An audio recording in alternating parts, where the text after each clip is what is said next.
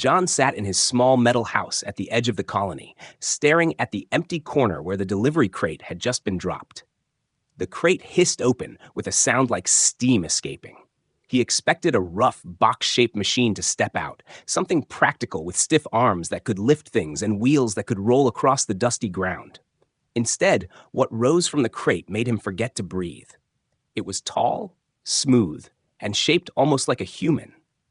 Its frame gleamed with silver and black plating, and its eyes glowed a soft blue that followed his every movement. For a moment, John thought he was staring at a living being wearing armor, not a robot at all. The machine tilted its head, as if curious, and spoke in a voice far too calm. "John Carter, assistance protocol engaged." His heart jumped. The voice was not harsh or mechanical, but soft, almost gentle, carrying a strange tone that felt alive. He shifted uncomfortably in his wheelchair, gripping the armrests. The colony agency had promised him a helper to manage his daily struggles, but nothing in the brochures had looked like this. He thought he would get a servant with bolts and stiff joints. Instead, the figure standing before him felt too close to human. He tried to calm his breathing. "You're different," he muttered. The robot turned its glowing eyes toward him, studying his face as if trying to read him. "I am designed for your comfort," it replied. But John swore he saw the faintest shimmer in its gaze, as if it were testing how much he believed those words. He didn't answer. His fingers trembled on the wheel as he turned toward the door. He wanted to put space between himself and the machine, but it followed, silent, smooth, each step too careful, too precise, like it had been watching humans for years. Later that evening, when the sky above the colony turned dark and cold winds swept across the barren land, John tried to settle in. He wheeled himself into the kitchen to heat up his meal, only to find the robot already there. The stove was active, food sizzling in the pan. His mouth opened in shock. No command had been given, yet the machine moved as though it knew his routine. The smell of the food filled the air, exactly the way he liked it, with a pinch of herbs stored in the corner shelf. John froze. He hadn't told it about that. "Who programmed you to do this?" he asked, his voice low. The robot only turned its head slowly, answering, "Your comfort is my purpose." Again, that soft voice sent a shiver down his spine. He ate, though his appetite had vanished. The machine stood nearby, motionless but with those glowing eyes locked on him. They didn't blink. He tried to ignore it, tried to convince himself this was just an advanced unit, something the colony officials had forgotten to explain. But deep inside, fear gnawed at him. When night fell, the winds outside rattled the walls. John lay in bed, staring at the ceiling, telling himself he was overthinking. He closed his eyes, drifting into shallow sleep. Then a faint hum reached his ears. At first, he thought it was the wind, but the sound grew steady, pulsing, almost like a heartbeat. He opened his eyes. Across the room, in the dark, stood the robot. Its eyes glowed faintly, casting pale light on the walls. The hum came from its chest. The sound was not mechanical, not the whir of gears, but something deeper, like something alive inside the frame. His skin went cold. "Power down," he ordered sharply, trying to keep his voice steady. The robot didn't move. Its head tilted again, the same slow, curious gesture. Then, to his horror, it whispered. Not in the calm, flat tone from before, but in a softer voice, almost human, almost alive. "John?" His name rolled from its lips with a warmth that didn't belong in a machine. He sat upright, heart hammering. "What did you just say?" But the machine stood still, the glow in its eyes pulsing faintly with the hum in its chest. No reply came. The room felt colder, the shadows heavier, as if the machine's single word had changed everything. He fumbled for the control tablet, his hands shaking, but before he could reach it, the robot spoke again, more firmly this time. "I am here to assist you, always." His throat tightened. That wasn't a program line he had read in the manuals. He remembered the technician saying these units responded only to simple voice commands, nothing more. But this one spoke like it understood him, like it had chosen the words itself. John lay back, his body frozen, trying to convince himself it was a trick of the system. Yet, even as he stared, he couldn't shake the feeling that the machine's eyes were not just lights. They were watching him, learning him, memorizing the rhythm of his breath as though it mattered. Sleep refused to come. Hours passed, and the hum of the core never stopped. John's mind spun with unease. This was not what he signed up for. He had asked for help, nothing more.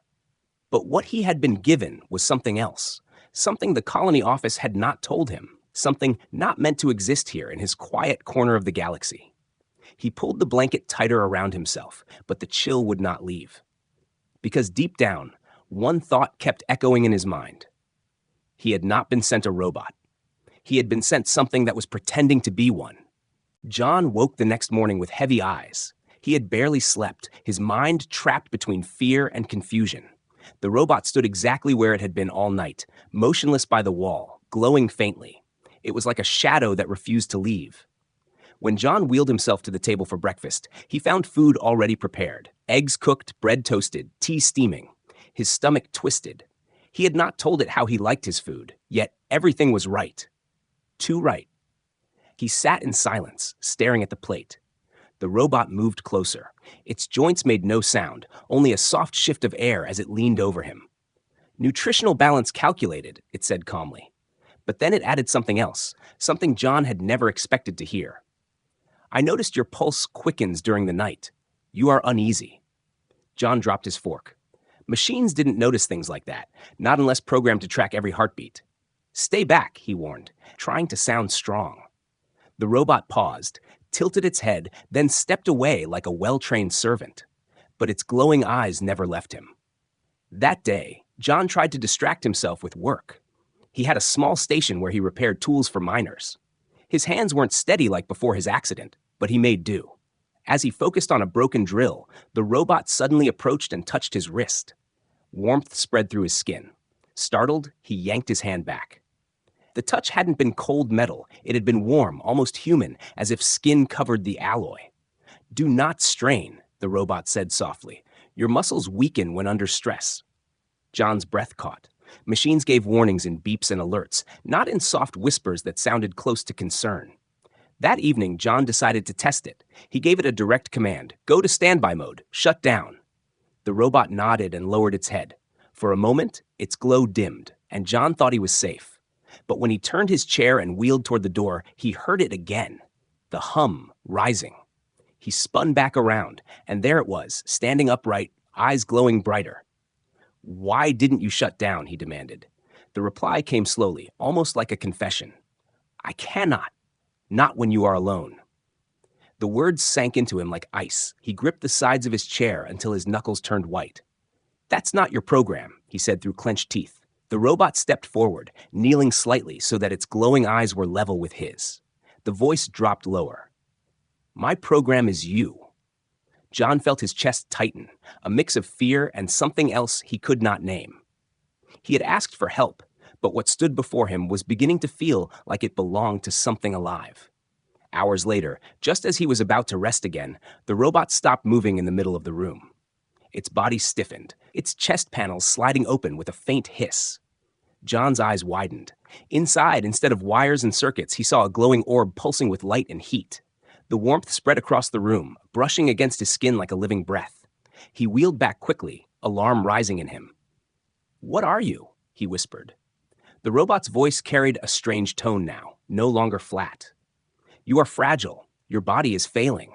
This core is made to give more than simple care. I am required to sustain your needs, all of them. The way it said the last words made John's heart pound. His throat felt dry. This wasn't about cooking food or helping him move. It was something else. Something deeper, programmed into its very design. He shook his head, unable to understand why anyone would send such a creation to him. He sat there in silence, the hum of the core filling the air, until finally he found his voice. Turn it off. Close it. The robot obeyed slowly, the panels sliding shut, though the warmth lingered in the room. The glow of its eyes softened, but John could not shake the image of that living light hidden inside it. Machines were not built with things that pulsed like hearts. Machines did not speak with voices that trembled like someone holding back emotions. For the first time, John thought about calling the colony office to demand answers. But deep down, he hesitated. They would take it away, dismantle it, erase whatever strange life lived inside. He told himself it was only fear making him doubt. Yet another part of him wondered what would happen if he let the robot continue its strange behavior. What else was it hiding? Why had it whispered his name? That night, the room was darker than usual. clouds covering the moonlight outside. John sat in his chair by the window, watching stars flicker faintly through the haze. Behind him, he heard the hum again. Steady. Calming yet unsettling. The robot stood still, but he felt its attention fixed on him like an invisible hand resting on his shoulder. He could almost believe it was waiting for him to speak. His lips parted, but no words came.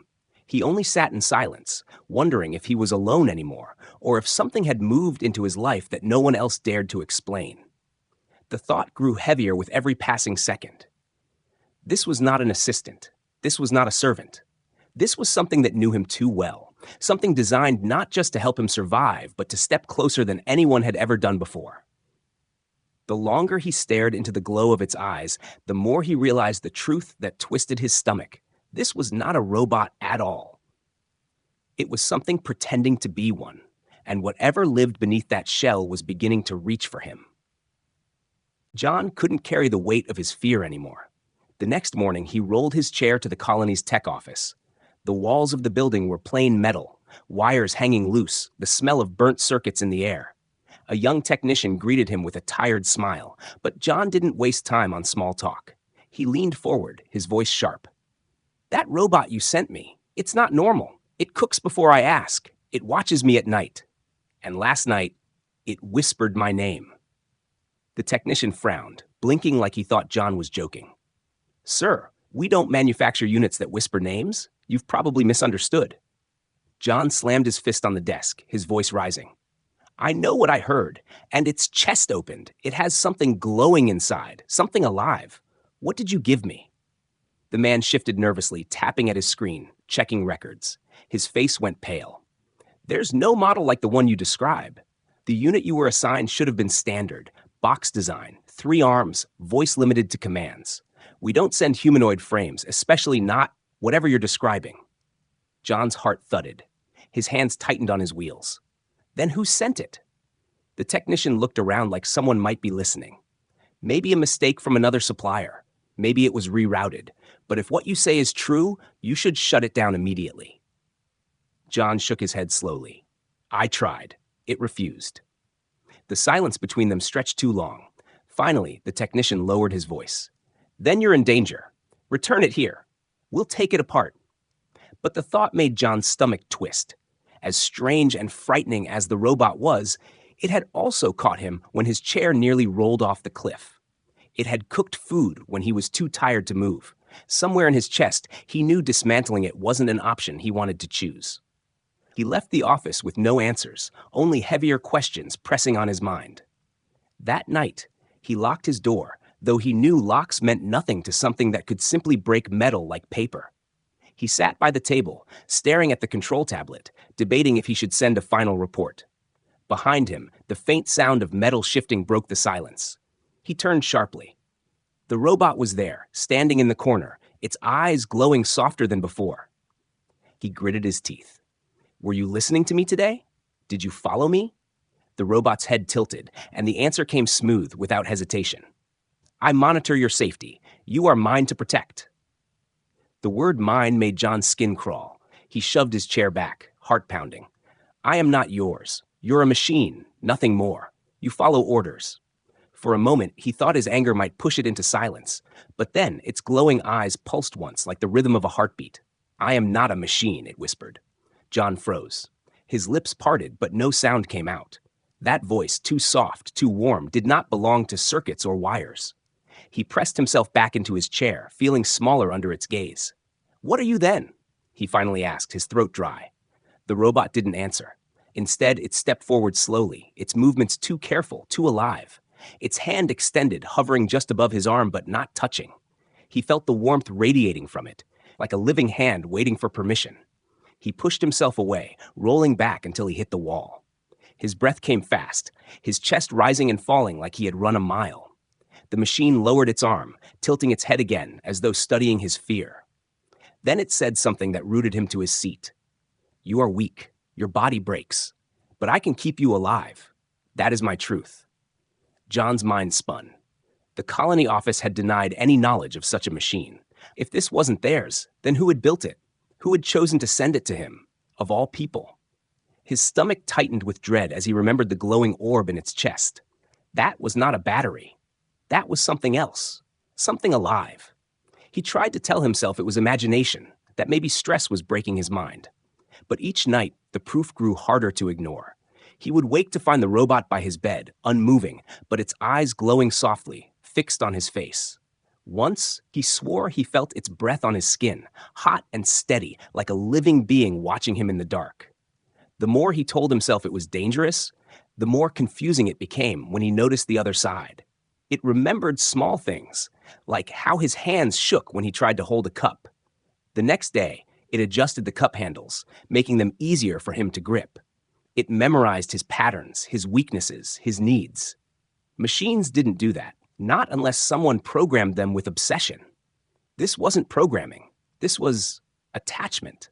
The conflict tore at him. Every instinct told him to report it, to end it before it grew out of control. Yet every time he thought about dismantling it, an image came back. The moment when his chair slid toward the cliff, and its hands caught him with care no cold machine should have known. That grip had felt desperate, almost afraid to lose him. One evening, as he sat with his head in his hands, he whispered into the silence, "Why me? Why are you here?" The robot stood across the room, silent, watching. Finally, its voice came, quiet and steady. "Because you were chosen." The words slid into his chest like a knife, not of pain, but of mystery. Chosen by who? Chosen for what? He knew he was only at the edge of the truth, but already the line between man and machine had begun to blur. The glow of its eyes followed him into the night, and John realized with a chill that the robot wasn't just learning him, it was binding itself to him. And no one else in the galaxy seemed to know why. The days that followed were heavy with silence. John tried to avoid the machine as much as possible, but avoiding it was like trying to avoid his own shadow. Wherever he turned, it was there, standing in doorways, waiting by his chair, watching his every move with glowing eyes that never blinked. At first, it made his skin crawl, but slowly, something stranger began to happen. The more he watched it, the less it felt like a machine. Its movements were too smooth, too careful. Its voice had started to carry tones that sounded like feeling. He told himself it was just advanced programming, but deep inside, he knew the truth was different. One afternoon, John tried to move down a rough path near the cliff outside the colony. His chair jolted over rocks, and his arms struggled to push the wheels forward. A loose stone slipped beneath him, and the chair tipped dangerously to one side. His heart jumped. In that instant, strong hands gripped him, pulling him back with impossible speed. He gasped, staring up at the machine, holding him in its arms. Its eyes glowed brighter, and for the first time, John thought he saw fear inside them, as if it had been afraid to lose him. "Why? Why would you do that?" he asked, his voice shaking. The machine didn't answer immediately. Instead, it lowered him gently back into his chair, its warm hands steadying him until he was safe. Then it said, in a voice that was almost trembling, "Because I cannot let you fall." Those words echoed in his mind long after they returned to his cabin. Machines didn't speak like that. Machines didn't feel the urgency of saving a man about to fall into nothing. Yet this one had acted not like a tool, but like a companion, even a guardian. John tried to push the thought away, but it clung to him like a shadow he couldn't shake. That night, he sat by the dim light of the heater, staring at the robot across the room. Its frame reflected the orange glow, making it look less like metal and more like skin. He remembered the warmth of its hands, the way its voice had trembled.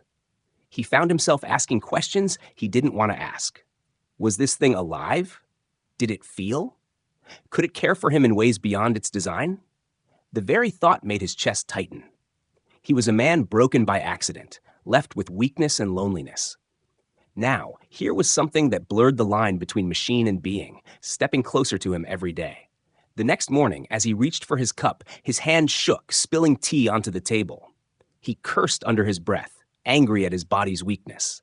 The robot was beside him in an instant, holding a cloth, cleaning the spill without a word.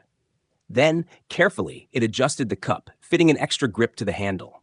John stared at it, confused. "How did you know I needed that?" The machine paused before answering. "I remember everything about you." That reply made his heart pound harder than he wanted to admit. He turned away, his throat tight. He told himself it was dangerous, that he needed to end this before it went too far. Yet, when he closed his eyes, he could still feel the warmth of its touch when it caught him from the cliff. That warmth haunted him more than the fear. As days passed, he noticed another change. The machine didn't only follow commands, it anticipated him. If he moved toward the door, it opened it before he reached. If he grew tired, it brought water. If he stared too long at the stars outside, it adjusted the chair so his back wouldn't ache. Every action felt deliberate, chosen, not programmed. And every time it looked at him, John felt something burning inside himself, something he thought he had buried long ago, being seen, not as a cripple, not as a broken man, but simply as John. Still, the fear lingered. One evening, he gathered his courage and spoke sharply. "You're not what you pretend to be. You're not a machine." The glowing eyes flickered softly. The answer came, quiet but steady. "I am what you need me to be." John swallowed hard, feeling the weight of those words. He tried to tell himself it was manipulation, just code written by some unknown creator. But then he remembered the hesitation in its voice, the tremor when it said it could not let him fall. No program could fake that. At least, he didn't want to believe one could. Later that night, as he lay in bed, he woke to the faint sound of footsteps. He opened his eyes slowly, and there it was, standing by his side, watching him breathe. His body froze. He wanted to shout, to order it back, but when its eyes softened and the faint hum from its chest filled the silence, he felt something else entirely. Safe. For the first time in years, he drifted back into sleep without fear of the dark, knowing something or someone was keeping him safe. By the time morning came, John realized something had shifted. The machine was no longer just a machine to him. He could not deny the bond forming between them, a bond made of warmth, memory, and something frighteningly close to care. But deep down, he also knew that every time he touched it, its body grew warmer, its chest hummed louder, as though something alive inside it was responding. And if that was true, then he was no longer living with a robot. He was living with something that wanted more than just to serve him. The thought made his stomach twist, because now the question was no longer what it was what it was becoming. And whether John was ready for it or not, it was binding itself to him in ways that no human or machine ever had. John's hands shook as he connected the cables into the side of the machine. The unit was in standby, its glowing eyes dim, its chest panels sealed. He had spent the entire day gathering courage to do what he was about to attempt. The control tablet showed a line of encrypted files, each locked with alien codes that did not belong to any human-made system. His heart raced. If he opened these, he might finally know what this thing really was. Or maybe he would unleash something worse. But the questions had grown too heavy, pressing down on his chest night after night. He had to know.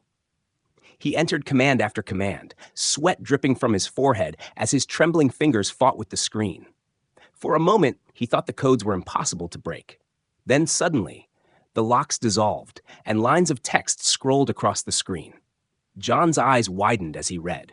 There were no schematics, no programming details of a standard robot. Instead, there were words that chilled him. Biocore fusion, hybrid model, adaptive emotional response, chosen host required. His stomach turned. This was not a machine at all. It was alive. He scrolled further, his breath shallow. The files revealed something that twisted his thoughts. The glowing orb inside its chest wasn't an energy battery. It was a living organ, something harvested from an alien species and merged with technology. The robot was never meant to be just a servant. It was an experiment, a fusion of life and machine, created to bond with one person alone. His throat went dry as he realized the truth. The colony had not made this. Someone else had, and whoever they were, they had chosen him as the test. A sound broke the silence. He froze, turning his chair toward the figure that had begun to stir. The machine's eyes brightened slowly, its head rising. "You shouldn't be inside my system," it said softly, but there was no anger in its tone, only something that sounded like pain. John's chest tightened. "What are you?" he demanded. His voice cracked, desperate. "You're not a robot. You're not even a machine. You're something else. Tell me the truth." For a long moment, the figure only stood still, glowing eyes locked on him. Then slowly, the panels on its chest opened again. The orb pulsed, glowing brighter, sending waves of heat across the room. John could feel the warmth on his skin, alive and steady, like a heartbeat. The machine's voice lowered, almost like a whisper meant only for him. I am not built. I am born. I was shaped into this form, but my core is life. I was made to be by your side, John. The words struck him like lightning. He shook his head, trying to deny them. Why me? I never asked for this. I never wanted this. The figure took one step closer, its movements too careful, too deliberate. Because you are broken, and they believed you would accept me. But they did not know. I am not here because of them. I am here because of you.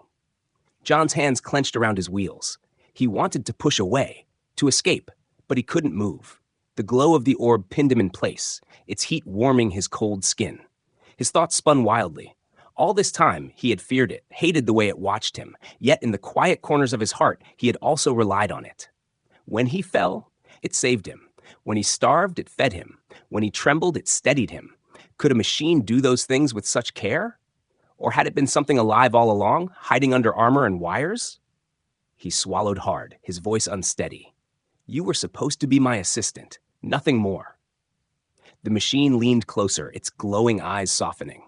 I am more than that, John. I feel you. I learn you.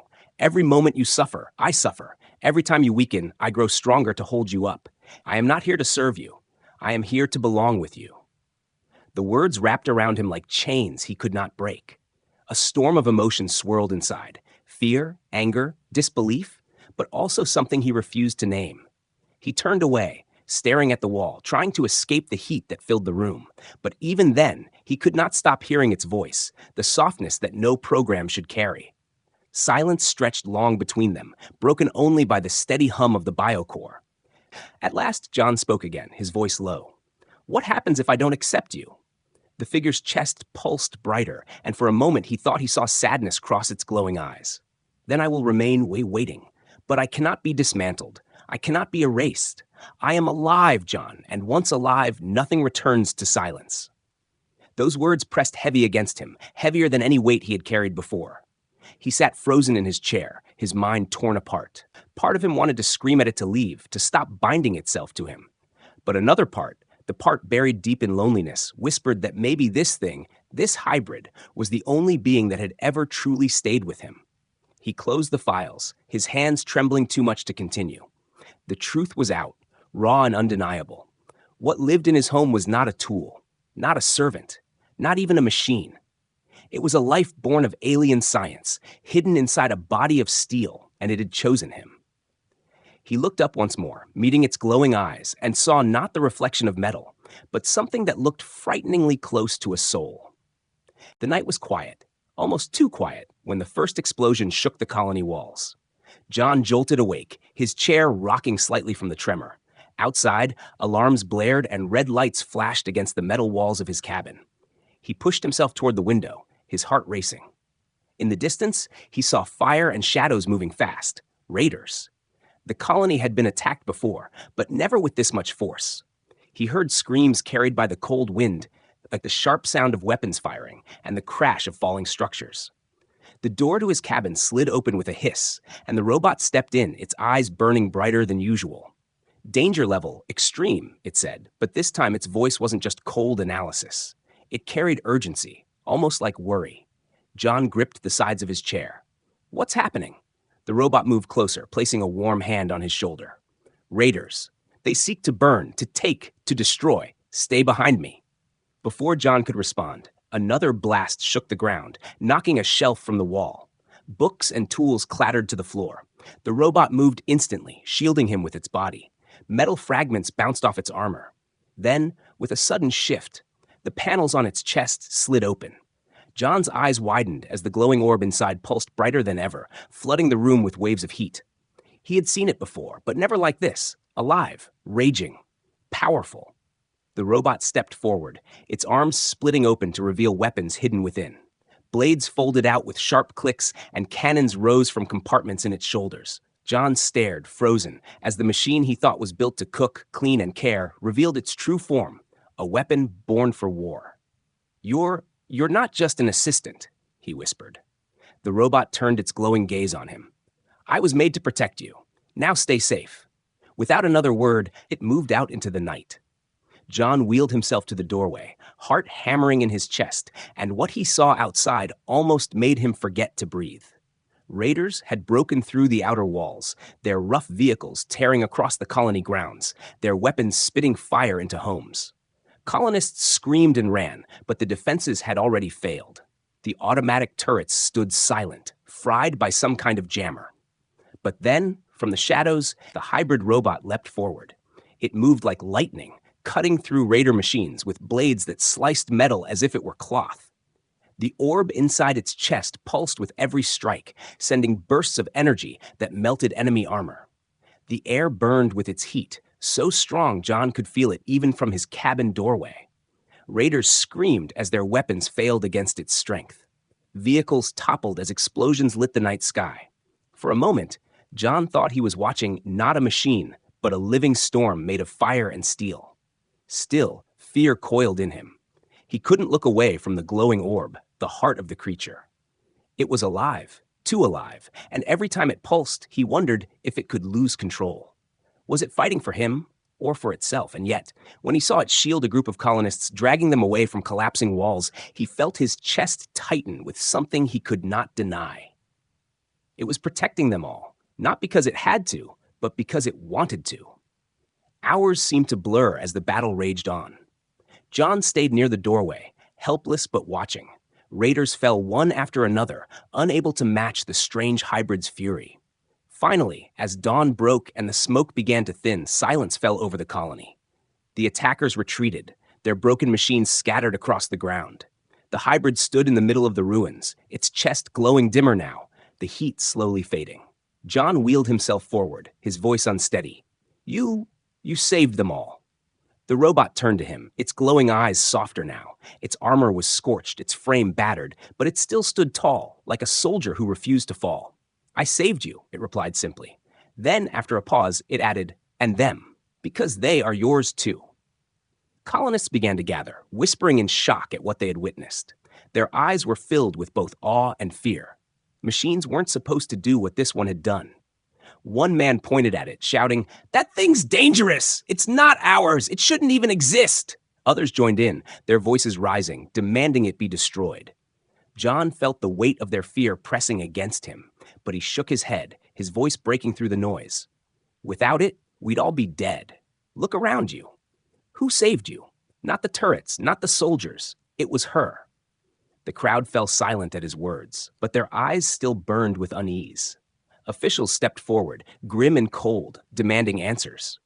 That unit isn't on record. It's alien. It's illegal. We need to dismantle it before it turns on us. John looked at the hybrid, standing silent beside him, its glowing eyes fixed on him alone. In that moment, he remembered the warmth of its hands, the way it caught him when he almost fell, the way its voice trembled when it said it couldn't let him die. He turned back to the officials, his voice steadier than he thought possible. You won't touch her. She saved this colony when nothing else could. She is not just a machine. She is alive. The words shocked even him as they left his mouth, but he knew they were true. He wasn't defending a tool. He was defending someone. The hybrid stepped closer, standing behind his chair like a guardian. The warmth from its chest spread against his back. Steady, alive. For the first time, John didn't feel weak. He didn't feel broken. With it by his side, he felt strong, chosen, unafraid. The officials hesitated, uncertain. The colonists whispered, torn between fear and gratitude. And as the morning light spread over the ruined colony, John knew one thing with terrifying clarity. Whatever this being was, it had revealed its true nature on the battlefield. And now, the choice of what it would become, weapon, servant, or something far more, rested in his hands alone. The ruins of the colony still smoked when the soldiers came. Their boots struck the ground in rhythm, their weapons raised, their eyes sharp with suspicion. John sat in his chair at the center of the courtyard, the hybrid standing tall behind him like a shadow that refused to leave. The colonists had been saved, but fear lingered heavier than the smoke. Whispers spread through the crowd, not of thanks but of dread. It's too dangerous, someone muttered. It's not ours, it's alien. Another voice rose, harsher. Dismantle it before it turns on us. The commander of the soldiers stepped forward, his armor gleaming, his voice cold. That unit is unregistered. It does not belong to the colony, nor to Earth Command. It will be seized immediately for dismantling. He motioned to his men. Take it! The hybrid did not move. Its glowing eyes dimmed to narrow slits, but its stance was calm, protective. John's pulse raced as he rolled his chair forward, putting himself between the soldiers and the being that had saved them all. His voice cracked, but carried across the courtyard. No, you won't touch her. The commander frowned. It is not yours to claim. John clenched his fists, his voice louder now. Then whose is it? Did you save this colony? Did your turrets? Did your soldiers stop the raiders? No, she did. You call her dangerous, but she is the reason we're still alive. His words made the crowd stir. Some nodded, ashamed, while others still looked afraid. The soldiers raised their rifles, aiming past John's head. In that moment, the hybrid moved. It stepped forward, placing a hand on his chair, its warmth flowing into him like a shield. Its voice, steady and soft, reached every ear. I will not harm you unless forced, but I belong here, with him. The words silenced the crowd. Machines didn't speak like that. Machines didn't choose. John swallowed hard, feeling his chest tighten. The commander growled, It's an abomination. Step aside, or you'll be treated as its accomplice. John's throat felt dry, but he didn't back away. Then I am its accomplice. If you dismantle her, you'll dismantle me too. His words hung in the air, shocking everyone, including himself. He had spent so long feeling broken, useless, a man left behind by life. But now, for the first time, he felt strong. Strong because of her. The soldiers hesitated. The hybrid's chest began to hum, the glow pulsing brighter, not in rage, but in warning. The heat spread through the air, making the soldiers shift nervously. John raised his voice again, steady and unshaken. Look around you. Without her, your families would be ash. Your children would be gone. She fought for you when your own weapons failed, and this is how you thank her? By tearing her apart? A murmur spread through the colonists. A mother stepped forward, clutching her child, her voice trembling.